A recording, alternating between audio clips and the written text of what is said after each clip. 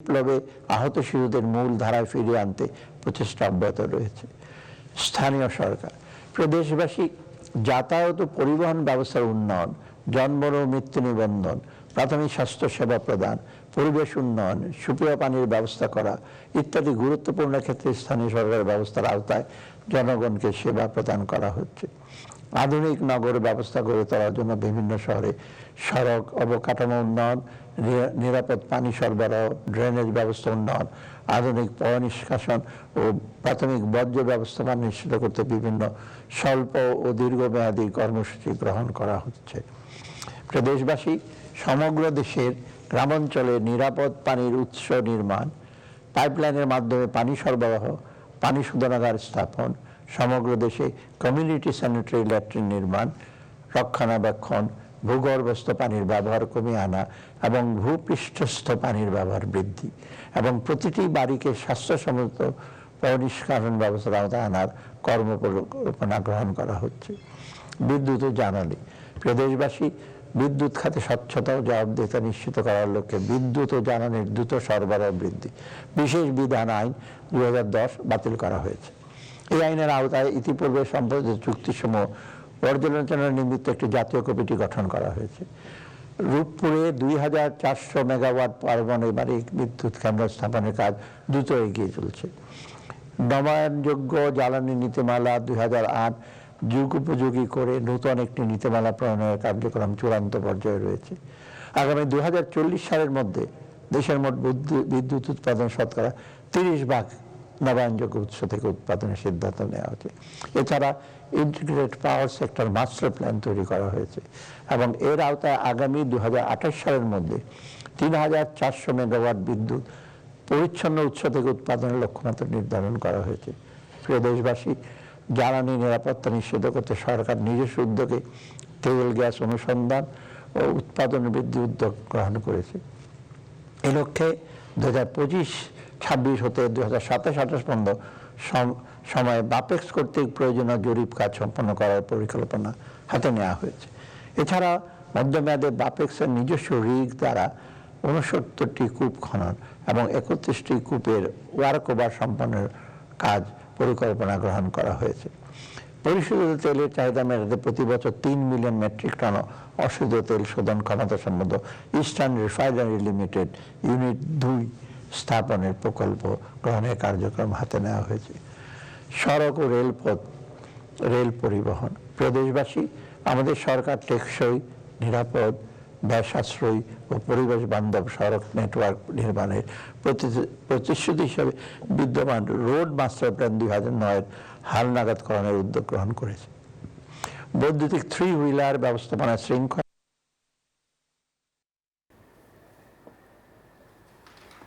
দর্শক, 2025-26 অর্থ বছরের বাজেট নিয়ে নিউজ 24 এর বিশেষ আয়োজনে এই মুহূর্তে নিচ্ছে একটা বিরতি, সাথেই থাকুন। আবারও আমন্ত্রণ 2025-26 অর্থ বছরের বাজেট নিয়ে নিউজ 24 এর বিশেষ আয়োজনে। দর্শক, 2025-26 অর্থ বছরের বাজেট উপস্থাপন করছেন অর্থ উপদেষ্টা ডক্টর সালেহউদ্দিন আহমেদ। আমরা সরাসরি যুক্ত হব সেখানে। সমুদ্র বন্দরের সাথে রেল যোগাযোগের উন্নয়ন, আপগ্রেডেড লোকোমোটিভ প্রবর্তন এবং বৈদ্যুতিক ট্র্যাকশন প্রবর্তন ইত্যাদি পদক্ষেপ গ্রহণ করা হয়েছে। ঢাকা হতে ভাঙ্গা হয়ে যশোর পর্যন্ত রেল চলাচল শুরু হয়েছে এবং যমুনা রেলওয়ে সেতুর নির্মাণ কাজ শেষে রেল চলাচল শুরু হয়েছে। তথ্য ও যোগাযোগ প্রযুক্তি এবং বিজ্ঞান গবেষণা। প্রিয় দেশবাসী, ক্যাশলেস সোসাইটি বিনির্মাণ, আর্থিক সুশাসন প্রতিষ্ঠা এবং আর্থিক অন্তর্ভুক্তি ফাইন্যান্সিয়াল ইনক্লুশনের পরিসর বৃদ্ধিতে মোবাইল আর্থিক সেবা MFS গুরুত্বপূর্ণ ভূমিকা রাখছে। মোবাইল আর্থিক পরিষেবার মাধ্যমে প্রত্যন্ত অঞ্চলের জনগণের কাছে ব্যাংকিং সেবা পৌঁছে যাচ্ছে, যা তাৎক্ষণিক টাকা পাঠানো, সরকারি বিভিন্ন সামাজিক সুরক্ষার ভাতা গ্রহণ ও সেবার বিল পরিশোধ, রেমিটেন্স গ্রহণ সহ নানাবিধ আর্থিক সেবা সহজে প্রাপ্তির ক্ষেত্রে গুরুত্বপূর্ণ ভূমিকা রাখছে। প্রিয় দেশবাসী, সারা দেশে 5000 শিক্ষা প্রতিষ্ঠানে ICTD ডিজিটাল ল্যাব ও 300 শিক্ষা প্রতিষ্ঠানে ICTD স্কুল অফ ফিউচার স্থাপন করা হয়েছে। সারা দেশে 491টি উপজেলায় উপজেলা পরিষদ কমপ্লেক্সে তরুণ তরুণীদের প্রশিক্ষণ প্রদানের লক্ষ্যে উপজেলা সেবা ও তথ্য প্রযুক্তি প্রশিক্ষণ নির্মাণ করা হচ্ছে। তথ্য প্রযুক্তি খাতের সম্ভাবনা বিবেচনায় এবং এই খাতে নতুন নতুন উদ্যোক্তাদের উৎসাহিত করার লক্ষ্যে আগামী অর্থবছরে 100 কোটি টাকা স্টার্ট আপ তহবিল হিসাবে বরাদ্দ রাখার প্রস্তাব করছি। দেশে বিজ্ঞান চর্চা, বিজ্ঞান ও প্রযুক্তি বিষয়ে গবেষণা উন্নয়নের কাজে উৎসাহ ও অনুপ্রেরণা প্রদানের লক্ষ্যে বিভিন্ন বিশ্ববিদ্যালয় 2024-25 অর্থবছরে 492টি প্রকল্পের অনুকূলে প্রায় 16 কোটি 66 লক্ষ টাকার বিশেষ গবেষণা অনুদান প্রদান করা হয়েছে। উন্নয়নের সর্বোচ্চ স্তরে পৌঁছার জন্য বিজ্ঞান গবেষণার গুরুত্ব বিবেচনা আগামী অর্থবছরে মৌলিক বিজ্ঞান গবেষণা এবং সামুদ্রিক সম্পদ আহরণের সুষ্ঠু ব্যবস্থাপনার মাধ্যমে ব্লু ইকোনমির সম্ভাবনাকে কাজে লাগাবার লক্ষ্যে গবেষণা কার্যক্রম বাবদ 200 কোটি টাকা বরাদ্দের প্রস্তাব করছি। পরিবেশ ও জলবায়ু পরিবর্তন। প্রিয় দেশবাসী, জলবায়ু পরিবর্তনের প্রভাবে সবচেয়ে ঝুঁকির মুখে যে দেশগুলো রয়েছে বাংলাদেশ তার মধ্যে শীর্ষে রয়েছে। জলবায়ু পরিবর্তনের নেতিবাচক মোকাবেলায় জলবায়ু পরিবর্তন ট্রাস্ট ফান্ডের মাধ্যমে বায়ু, পানি ও মাটি দূষণ প্রতিরোধ, বর্জ্য ব্যবস্থাপনা ও পরিবেশ উন্নয়ন, জলবায়ু পরিবর্তনের প্রশমন, স্বাস্থ্য সুরক্ষার প্রভাব নিরূপণ, নারীর অভিযোজন সক্ষমতা বৃদ্ধি, উপকূলীয় ইকোসিস্টেম মূল্যায়ন, জলবায়ু সহনশীলতা অর্জনে গণমাধ্যমের সক্ষমতা বৃদ্ধি ইত্যাদি কার্যক্রম গ্রহণ করা হচ্ছে। জলবায়ু পরিবর্তনের ঝুঁকির গভীরতা ও গুরুত্ব বিবেচনায় প্রয়োজনীয় কার্যক্রম গ্রহণের লক্ষ্যে আগামী অর্থবছরে 100 কোটি টাকা বরাদ্দের প্রস্তাব করছি। দর্শক, বাজেট নিয়ে প্রতিক্রিয়া জানাচ্ছেন বিএনপির স্থায়ী কমিটির সদস্য ডক্টর আমির খসরু মাহমুদ চৌধুরী। আমরা সরাসরি যুক্ত হব সেখানে। খুব একটা সংখ্যার তারতম্য ছোটখাটো হয়েছে, কিন্তু প্রিন্সিপালের যে বাজেটের যে প্রিন্সিপাল ওই জায়গাটাই কিন্তু আমরা আগের মতো রয়ে গেছি। সুতরাং গতানুগতিক শব্দটা আমি বলতে চাই না, অনেকটা সেই জায়গা থেকে খুব একটা বেরোতে পারেনি। এই বাজেটের আপনার রাজস্ব আয়কে ভিত্তি করে আসলে বাজেট করা উচিত। তাহলে আপনার প্রাইভেট সেক্টরে মানি ফ্লোটা থাকলো, তার বিনিয়োগ থাকলো এবং ইন্টারেস্ট রেটটা কমে আসলো, আপনার বিদেশ থেকে ঋণটা কমে আসলো, ঋণ সার্ভিসিং কমে, যে সুদের হার, সুদটা কম পেমেন্ট করতে হবে, কিন্তু সেই জায়গা থেকে আমরা খুব একটা সরে আসতে পারি নাই।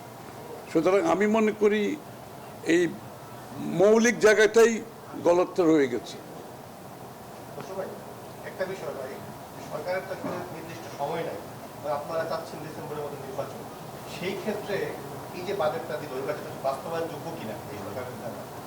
আমি তো বললাম বাস্তবায়নের জন্য যে আপনার যদি এখন আমাদের বৈদেশিক ঋণ প্রায় 3.5 বিলিয়নের মতো এরকম কিছু একটা ফিগার আছে, তাহলে আপনি ওইটাকে মাথায় রাখতে হবে, আপনার রাজস্ব আয়কে মাথায় রাখতে হবে।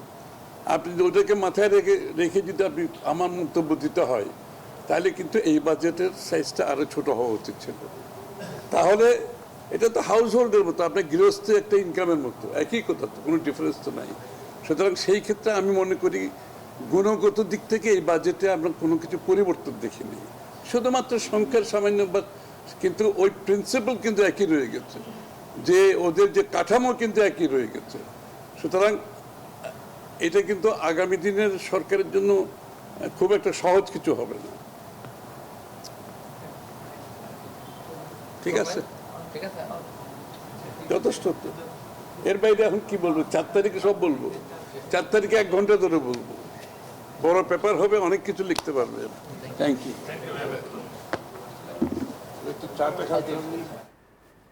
23.5% করা নির্ধারণ করা হয়েছে। প্রদেশবাসী 26-27 এবং 27-28 কর্মবর্ষের জন্য সম্পদ সারচার্জের বিদ্যমান হার অপরিবর্তিত রাখা হয়েছে। এক্ষেত্রে ন্যূনতম করকে সারচার্জ পরিগণনায় ভিত্তি না রেখে স্বাভাবিক ব্যক্তি করদাতার করযোগ্য আয়ের উপর নির্মিত কর হার প্রয়োগ করে নির্মিত করের উপর সম্পদ সারচার্জ পরিগণনা করার বিধান করা হয়েছে। কর পরিপালন ও উৎসাহিত করার লক্ষ্যে কর ন্যায্যতা প্রতিষ্ঠায় অর্থ অধ্যাদেশ 2025-এর মাধ্যমে বেশ কিছু পদক্ষেপ গ্রহণ করা হয়েছে। এর মধ্যে উল্লেখযোগ্য হলো ন্যূনতম করের কারণে করদাতাকে নিয়মিত করের যে পরিমাণ অতিরিক্ত প্রদান করতে হয় তা পরবর্তী কর বর্ষসমূহে সমন্বয় করার সুযোগ রাখা হয়েছে। কৃষি উৎপাদনকে উৎসাহিত করার লাগে কোনো স্বাভাবিক ব্যক্তির কৃষি হইতে আয় অনধিক 5 লক্ষ টাকা পর্যন্ত করমুক্ত রাখা হয়েছে। বেসরকারি চাকরিজীবীদের করযোগ্য আয় পরিগণনার ক্ষেত্রে সর্বোচ্চ বাদযোগ্য অঙ্কের পরিমাণ 4.5 লক্ষ টাকা হতে বাড়িয়ে 5 লক্ষ টাকা করা হয়েছে। চাকরিচ্যুত কর্মচারীদের কিডনি, লিভার, ক্যান্সার, হার্টের চিকিৎসার পাশাপাশি মস্তিষ্কে অস্ত্রোপচার ও কৃত্রিম অঙ্গ প্রতিস্থাপন সংক্রান্ত চিকিৎসা ব্যয় বাবদ প্রাপ্ত অর্থ করমুক্ত করা হয়েছে। জাতীয় পেনশন এবং কর্তৃপক্ষের আয় এবং জাতীয় পেনশন কর্তৃপক্ষের সার্বজনীন পেনশন স্কিমেতে প্রাপ্ত সুবিধাভোগীর কোনো আয় এবং জিরো কুপন ইসলামিক ইনভেস্টমেন্ট সার্টিফিকেটে উদ্ভূত আয় করমুক্ত করা হয়েছে। প্রদেশবাসী দেশে বিদেশি লাভজনক ও নামি দামি কোম্পানি সমূহকে পুঁজিবাড়ির তালিকাভুক্ত হতে উৎসাহিত করার উদ্দেশ্যে লিস্টেড এবং নন লিস্টেড কোম্পানির কর হারের ব্যবধান 5% হতে বাড়িয়ে 7.5% করা হয়েছে। এছাড়া পুঁজিবাজারে বিনিয়োগ ও লেনদেন বৃদ্ধি উৎসাহিত করার সিকিউরিটি লেনদেনের উপর মোট মূল্যের ব্রোকারেজ হাউস সমূহের নিকটে উৎস কর সংগ্রহের হার 0.05% হতে হ্রাস করে 0.03% নির্ধারণ করা হয়েছে।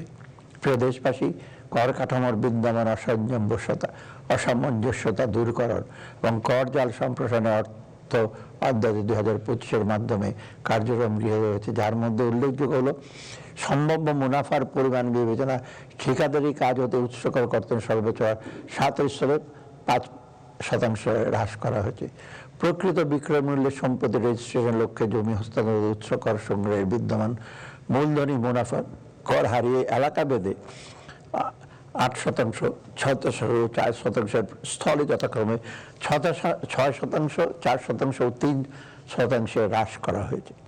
সম্ভাব্য মুনাফার পরিমাণ বিবেচনায় 152টি পণ্যের উপর আমদানি পর্যায়ে হ্রাসকৃত 2% হারে অগ্রিম কর আরোপ করা হয়েছে। পরিবেশ বান্ধব রিসাইক্লিং শিল্পে ব্যবহৃত কাঁচামাল সরবরাহের ক্ষেত্রে উৎসকর কর্তনের হার 3% স্থলে 1.5% নির্ধারণ করা হয়েছে।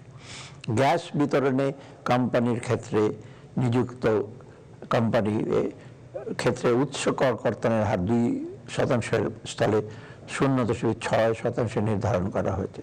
ইন্টারনেট সেবা থেকে উৎসকর কর্তনের হার 10% স্থলে 5% করা হয়েছে। সিকিউরিটিদের সুদ হতে উৎসকর কর্তনের হার 5% স্থলে 10% করা হয়েছে। বিদ্যুৎ ক্রয়ের অর্থ পরিশোধকালে উৎসকর কর্তনের হার 6% স্থলে 4% করা হয়েছে। সম্ভাব্য মুনাফার পরিমাণ বিবেচনা সিগারেট প্রস্তুতকারীর নিকট হইতে নিট বিক্রয় মূল্যের উপর 3% স্তরে 5% হারে অগ্রিম কর সংগ্রহের বিধান রাখা হয়েছে। স্বাভাবিক ব্যক্তি করদাতাদের ক্ষেত্রে টার্নওভার করের আওতামুক্ত সীমা 3 কোটি টাকা হতে বাড়িয়ে 4 কোটি টাকা করা হয়েছে। মোবাইল অপারেটরদের টার্নওভার করের পরিমাণ 2% থেকে কমিয়ে 1.5% নির্ধারণ করা হয়েছে।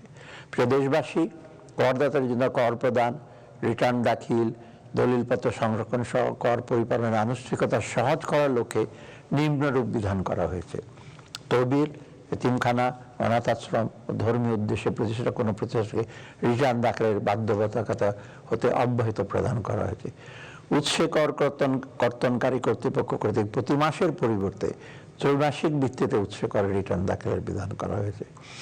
জমি বা জমি স্থাপনা হস্তান্তরকালে দলিল মূল্যের অতিরিক্ত কোনো অর্থ গৃহীত হলে ব্যাংক বিবরণী সহ দালিলিক প্রমাণাদি দ্বারা যাচাইযোগ্য হওয়া সাপেক্ষে উক্ত অতিরিক্ত অর্থের উপর মূলধনের আয়োজনে প্রযোজ্য হারে কর প্রদানের বিধান করা হয়েছে। স্বনির্ধারিত পদ্ধতি দাখিলকৃত রিটার্ন অডিট সংক্রান্ত মাঠ পর্যায়ে সৃষ্ট জটিলতা নিরসন করে অডিট কার্যক্রমকে কার্যকর সহজীকরণের উদ্দেশ্যে অডিট সংশ্লিষ্ট বিধান প্রতিস্থাপন করা হয়েছে। বিদ্যমান 45টি সেবা গ্রহণের ক্ষেত্রে রিটার্ন দাখিলের প্রমাণ উপস্থাপনের বাধ্যবাধকতা শিথিল করে ক্রেডিট কার্ড সহ 12টি সেবা গ্রহণের ক্ষেত্রে কেবলমাত্র TIN সার্টিফিকেট দাখিলের বিধান করা হয়েছে। প্রিয় দেশবাসী, কর অব্যাহত যৌক্তিকরণ এর অংশ হিসাবে নিম্নরূপ কার্যক্রম গৃহীত হয়েছে। কর অব্যাহতির সুবিধার মেয়াদ 30 জুন 2025 তারিখে শেষ হবে এমন কতিপয় ক্ষেত্রে কর অব্যাহতির মেয়াদ বৃদ্ধি করা হয়নি। দীর্ঘ সময় ধরে কর অব্যাহতি এবং হ্রাসকৃত হারে কর প্রদানের সুযোগপ্রাপ্ত কতিপয় খাতের জন্য প্রযোজ্য বিদ্যমান হ্রাসকৃত কর হার সংস্থা প্রকরণের সমূহ বাতিল করা হয়েছে। তবে এসব কাজে জড়িত প্রান্তিক পর্যায়ের খামারি এবং উদ্যোক্তাগণকে উৎসাহ প্রদানের জন্য এই সকল খাততে প্রাপ্ত অনধিক 5 লক্ষ টাকা পর্যন্ত আয় কর মুক্ত রাখা হয়েছে।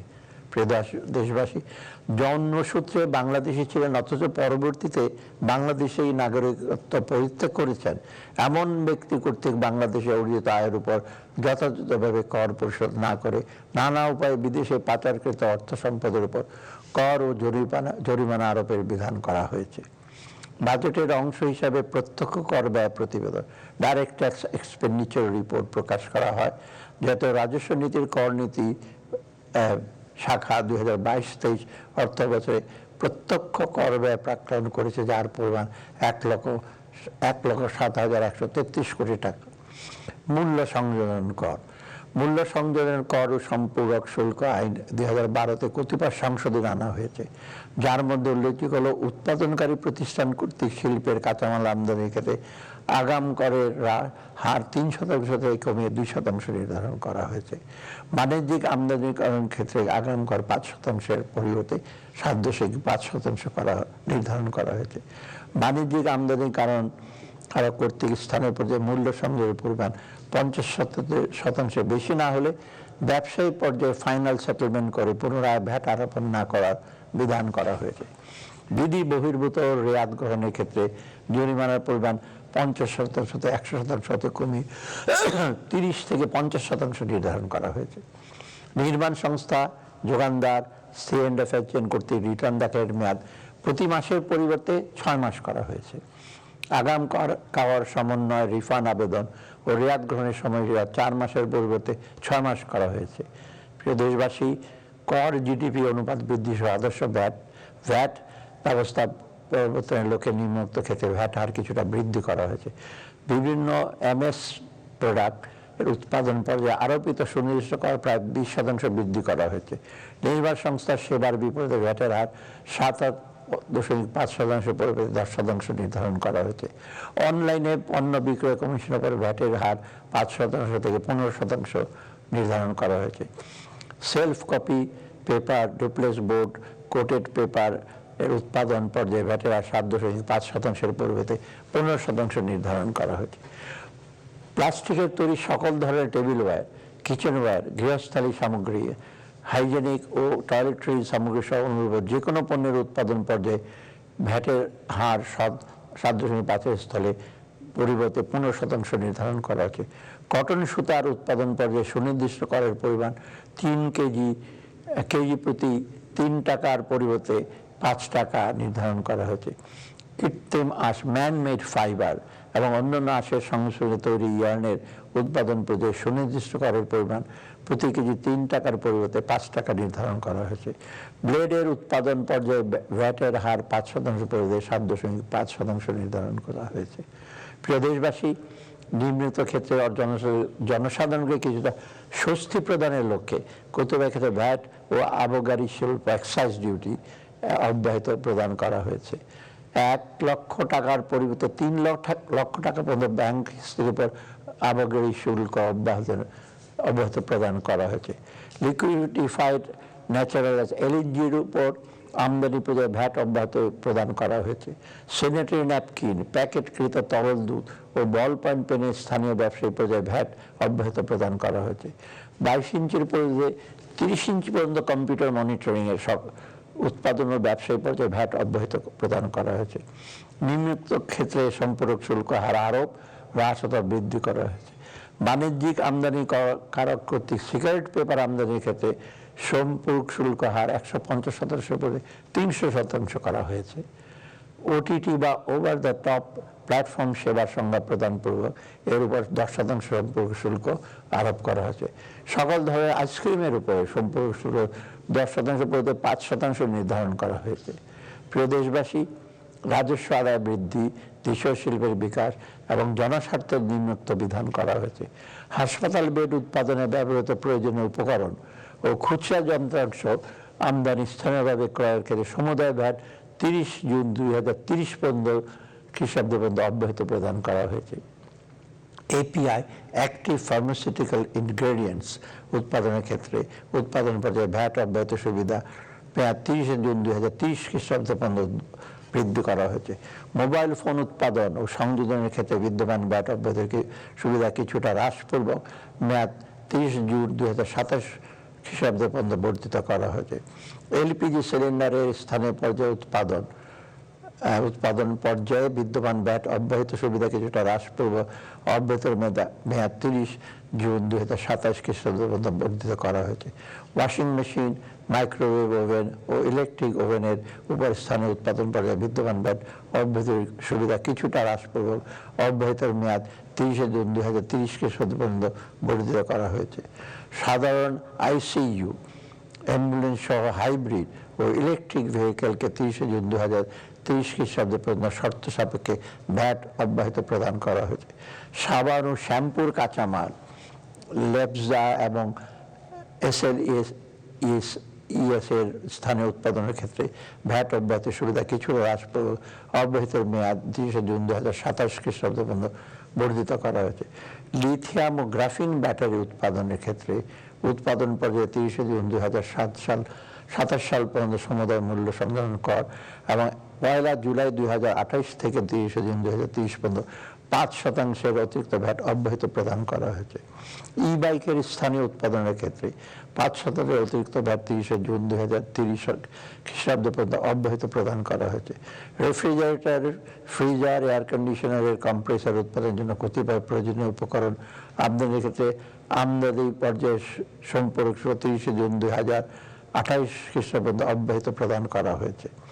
Sterile, surgical catgut, surgical suit, lifts and skip হোয়েস, সেট টপ বক্স এবং বল পয়েন্ট কলাম আমদানি পর্যায়ে ভ্যাট অব্যাহত প্রত্যাহার করা হয়েছে। আমদানি রপ্তানি শুল্ক। প্রিয় দেশবাসী, 2025-26 অর্থ বছরের বাজেট আমদানি শুল্ক কর বিষয়ে গুরুত্বপূর্ণ প্রস্তাব সমূহ উপস্থাপন করছি। বিদ্যমান শুল্ক কর কাঠামো পুনর্বিন্যাস। আগামী অর্থ বছরে বিদ্যমান 6 স্তর বিশিষ্ট শুল্ক কাঠামো পুনর্বিন্যাস করে এটি নূতন স্তর 3% যুক্ত করার প্রস্তাব করা হয়েছে। একই সাথে আমদানি পর্যায়ে 12 স্তর বিশিষ্ট সম্পূরক শুল্কের পাশাপাশি নতুন একটি সম্পূরক শুল্ক আর 40% নির্ধারিত প্রস্তাব করা হয়েছে। তবে সর্বসাধারণের সুবিধার্থে নিত্য প্রয়োজনীয় পণ্য, প্রধান খাদ্যদ্রব্য, সার, বীজ, জীবন রক্ষাকারী ঔষধ এবং তুলা সহ আরো কতিপয় শিল্পের কাঁচামালের ক্ষেত্রে বিদ্যমান শূন্য শুল্ক হার অপরিবর্তিত রাখার প্রস্তাব করছি। শুল্ক কর যৌক্তিকীকরণ।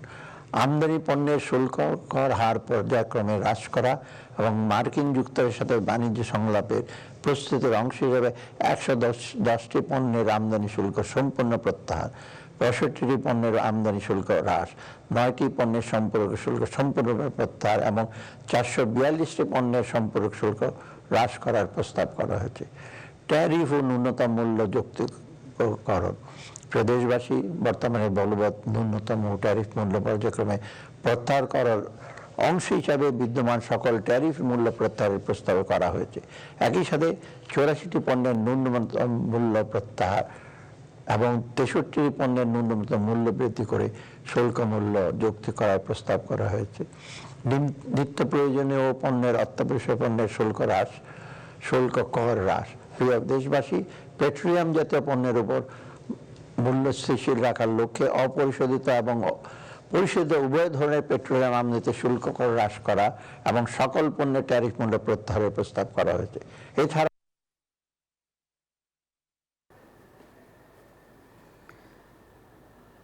দর্শক, আমরা আরেকটা বিরতি নিচ্ছি, সাথেই থাকুন।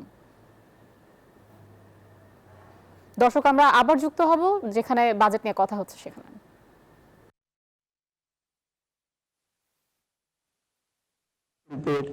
প্রতিরক্ষণের জন্য chlorinated paraffin wax, sealed battery, polyester staple fibre, battery separator, লিফটের যন্ত্রাংশ এবং এলইডি বাতির যন্ত্রাংশ কতিপয় পণ্যের আমদানি শুল্ক বৃদ্ধির প্রস্তাব করা হয়েছে। ঔষধ শিল্প। ক্যান্সার প্রতিরোধক ঔষধ সহ সকল ধরনের ঔষধ শিল্পের কাঁচামাল আমদানি এবং এপিআই অ্যাক্টিভ ফার্মাসিউটিক্যাল ইনগ্রেডিয়েন্ট তৈরির কাঁচামাল আমদানিতে শুল্ক কর অব্যাহত সুবিধা সম্প্রসারণের প্রস্তাব করা হয়েছে। কৃষি, কোল্ড স্টোরেজ স্থাপনে প্রয়োজনীয় যন্ত্রপাতি আমদানিতে রিয়াতি সুবিধা প্রদান করে একটি নতুন প্রজ্ঞাপন জারির প্রস্তাব করা হয়েছে। স্থানীয়ভাবে কৃষি যন্ত্রপাতি উৎপাদনকে উৎসাহিত করতে কম্বাইন হারভেস্টার তৈরি যন্ত্রাংশ আমদানিতে বিদ্যমান শুল্ক হারের প্রস্তাব করা হয়েছে। পরিবহন খাত, টায়ার উৎপাদনে ব্যবহার্য উপকরণের শুল্ক হ্রাসের প্রস্তাব করা হয়েছে। এছাড়া 16 থেকে 40 আসন বিশিষ্ট বাস এবং 10 থেকে 15 আসন বিশিষ্ট মাইক্রোবাসের শুল্ক কর হ্রাসের প্রস্তাব করা হয়েছে। বন্ড ব্যবস্থাপনার আধুনিকরণ, বন্ড ব্যবস্থাপনাকে সহজীকরণ ও ব্যবসা বন্ধ করার উদ্দেশ্যে সেন্ট্রাল বন্ডেড ওয়্যারহাউস ও ফ্রি জোন বন্ডেড ওয়্যারহাউস ব্যবস্থার প্রবর্তন করা হয়েছে। কাস্টম আইনের কতিপয় ধারা সংশোধন ও কতিপয় নতুন বিধান সংযোজন। প্রিয় দেশবাসী, কাস্টম আইন 2023 আরও যুগোপযোগী ও কার্যকর করার লক্ষ্যে এর নিম্নত্ব পরিমার্জন ও সংযোজন প্রস্তাব করা হয়েছে, যথা আমদানিকৃত পণ্য চালানের মূল্য এবং শুল্ক ফাঁকির পরিমাণ 2000 টাকার কম হলে শুল্ক কর বা অতিরিক্ত শুল্ক কর আরোপ করা হয় না। উভয় ক্ষেত্রে এই সীমা 4000 টাকা করা হয়েছে। বিলম্বে শুল্ক পরিশোধের ক্ষেত্রে বিদ্যমান সুদের হার এবং সুদ আরোপের সর্বোচ্চ সীমা মূল্য। দর্শক, 2025-26 অর্থ বছরের বাজেট নিয়ে নিউজ 24 এর বিশেষ আয়োজনে নিচ্ছে একটা বিরতি, সাথেই থাকুন। দর্শক, 2025-26 বাজেটের ঐকমত্য কমিশনের সাথে রাজনৈতিক দলগুলোর বৈঠকের বিষয়ে সবশেষ খবর জানাতে ফরেন সার্ভিস একাডেমি থেকে আমাদের সঙ্গে যুক্ত হচ্ছেন সহকর্মী শাহ আলী জয়। জয়, আজকের সংলাপে কি বিষয়ে আলোচনা হতে পারে এবং সবশেষ কি খবর আছে আপনার কাছে জানাবেন?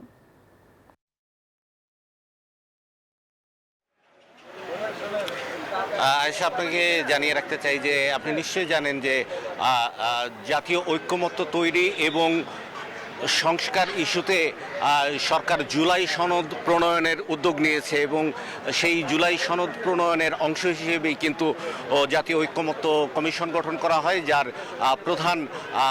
প্রধান উপদেষ্টা অধ্যাপক ইউনূস নিজে। এবং সেই কমিশন কিন্তু ইতোমধ্যেই 33টি রাজনৈতিক দলের সঙ্গে প্রথম দফায় আলোচনা করেছে এবং দ্বিতীয় দফার আলোচনা আজ শুরু হবে। আপনাকে জানিয়ে রাখতে চাই যে প্রথম দফার আলোচনায় ঐক্যমত্য কমিশনের পক্ষ থেকে রাজনৈতিক দলগুলোকে সংস্কারের সুপারিশ সম্বলিত 166টি প্রশ্ন স্প্রেডশিট আকারে দেয়া হয়। সেই স্প্রেডশিটে যেই বিষয়গুলোতে ঐক্যমত্য হয়েছে তার বাইরে যেসব বিষয়ে ঐক্যমত্য হয়নি সেই জায়গাগুলোতে কি করে ঐক্যমত্যে আসা যায় এবং কোন কোন বিষয়ে সরকারের কোনো দিক নির্দেশনা আছে কিনা কিংবা রাজনৈতিক দলগুলোর কোনো পরামর্শ আছে কিনা সেই বিষয় নিয়েই আসলে মূলত আজকের এই দ্বিতীয় দফার আলোচনা। আপনাকে জানিয়ে রাখতে চাই যে এই যে আনুষ্ঠানিক বৈঠকটি শুরু হওয়ার কথা ছিল সেটি অল্প কিছুক্ষণের মধ্যেই শুরু হবে এবং যে কোনো মুহূর্তে অন্তর্বর্তীকালীন সরকারের প্রধান উপদেষ্টা এবং ঐক্যমত্য কমিশনের প্রধান ডক্টর মোহাম্মদ ইউনূস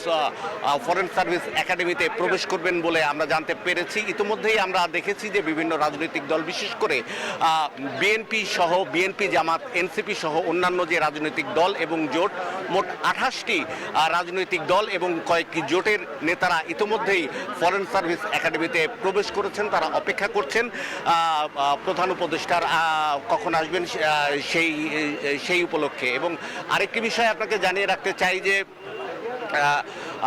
প্রত্যেকটি রাজনৈতিক দলের কিন্তু সংস্কার বিষয়ক নিজস্ব দৃষ্টিভঙ্গি রয়েছে। সেই দৃষ্টিভঙ্গির আলোকেই কিন্তু আজকে তারা তাদের অবস্থান তুলে ধরবেন।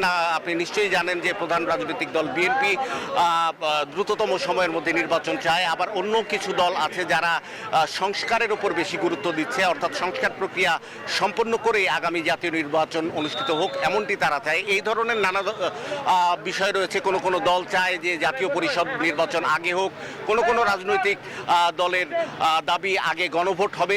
সকল বিষয়কে আসলে সমন্বয় করে দ্বিতীয় ধাপের আলোচনা, যেটি সেই দ্বিতীয় ধাপের আলোচনা আজ শুরু হবে। এবং আপনাকে জানিয়ে রাখি, কাল থেকে আজ যেমন প্রত্যেকটি রাজনৈতিক দল অংশগ্রহণ করছে, আগামীকাল থেকে কিন্তু একটি রাজনৈতিক দল, নির্দিষ্ট রাজনৈতিক দল কিন্তু এই আলোচনায় অংশগ্রহণ করবে। তো আমরা অপেক্ষায় রয়েছি যে প্রধান উপদেষ্টা কখন এই ফরেন সার্ভিস একাডেমিতে এসে প্রবেশ করেন এবং আমরা জানতে পেরেছি যে তিনি ইতিমধ্যেই যমুনা থেকে ফরেন সার্ভিস একাডেমির উদ্দেশ্যে রওনা হয়েছেন। তার গাড়িবহর যে কোনো মুহূর্তে ফরেন সার্ভিস একাডেমিতে প্রবেশ করবে বলে আমরা জানতে পেরেছি। তো আয়শা, আপনি নিশ্চয়ই দেখতে পাচ্ছেন যে প্রধান উপদেষ্টাকে বহনকারী যে গাড়িবহরটি সেটি ধীরে ধীরে এগিয়ে আসছে এবং ফরেন সার্ভিস একাডেমিতে সেটি প্রবেশ করছে এবং তার কিছুক্ষণের মধ্যেই কিন্তু আনুষ্ঠানিকভাবে এই বৈঠকটি শুরু হবে, যেখানে রাজনৈতিক দলগুলো তাদের দৃষ্টিভঙ্গি, তাদের অবস্থান সেখানে তুলে ধরবেন। আসলে কোন বিষয়গুলোকে আগে বেশি গুরুত্ব দেওয়া হবে, আগে কি নির্বাচনে রোডম্যাপ ঘোষণা হবে নাকি সংস্কার এবং বিচার যে কর্মকাণ্ড চলছে সেটি আগে শেষ করা হবে, এরকম নানা ধরনের ইকুয়েশন কিন্তু রয়েছে, নানা ধরনের সমীকরণ রয়েছে। সেই সমীকরণগুলোর একটি সমন্বয়ের শুরু কিন্তু আজকের এই দ্বিতীয় ধাপের যেই সভাটি শুরু হচ্ছে সেই সভার মাধ্যমে হবে। আপনাকে আগেও যেমনটি বলেছি যে 28টি রাজনৈতিক দল এবং কয়েকটি রাজনৈতিক জোট আজকের এই বৈঠকে অংশগ্রহণ করছেন এবং আমরা আজ বিকেল 4টার আগেই কিন্তু দেখতে পেয়েছি যে প্রধান রাজনৈতিক দল বিএনপি এবং জামায়াতের শীর্ষ নেতারা ইতিমধ্যেই প্রবেশ করেছেন। এছাড়াও অন্যান্য যেসব দল রয়েছে, বিপ্লবী ওয়ার্কার্স পার্টি কিংবা গণতন্ত্র মঞ্চের যেই দলগুলো রয়েছে সেই দলগুলোকে আমরা দেখেছি জোনায়েদ সাকি সহ অন্যান্য রাজনৈতিক নেতৃবৃন্দ ইতিমধ্যেই প্রবেশ করেছেন এবং এই 5ই আগস্টের যেই গণঅভ্যুত্থান সেই গণঅভ্যুত্থান থেকে উঠে আসা দল এনসিপি তাদের কেন্দ্রীয় নেতারাও কিন্তু ইতিমধ্যে এই বৈঠক উপলক্ষে তারা ফরেন সার্ভিস একাডেমিতে এসেছেন। তো সর্বশেষ যে বিষয়টি জানিয়ে রাখতে চাই যে অল্প কিছুক্ষণের মধ্যেই কিন্তু আসলে এই বৈঠকটি শুরু হবে বলে আমরা জানতে পেরেছি এবং প্রধান উপদেষ্টা যেই উদ্বোধনী বক্তব্য দেবেন আমরা আশা করছি সেই বক্তব্যটি সরাসরি আমরা সেখান থেকে সম্প্রচার করতে পারবো আপনার এবং দর্শকদের উদ্দেশ্যে। সেটি আমরা হয়তো সরাসরি সম্প্রচার করব। সেখান থেকে আসলে দিক নির্দেশনা পাওয়া যাবে যে আসলে সংস্কার, নির্বাচন এবং বিচার ইস্যুতে সরকারের মনোভাব কি এবং অন্যান্য রাজনৈতিক দলের আকাঙ্ক্ষা কি। তো মোটামুটি এই ছিল আসলে আমার কাছে ফরেন সার্ভিস একাডেমি থেকে সর্বশেষ তথ্য। জয়, আপনাকে ধন্যবাদ। দর্শক, এই ছিল আজকের আয়োজন। ধন্যবাদ সবাইকে।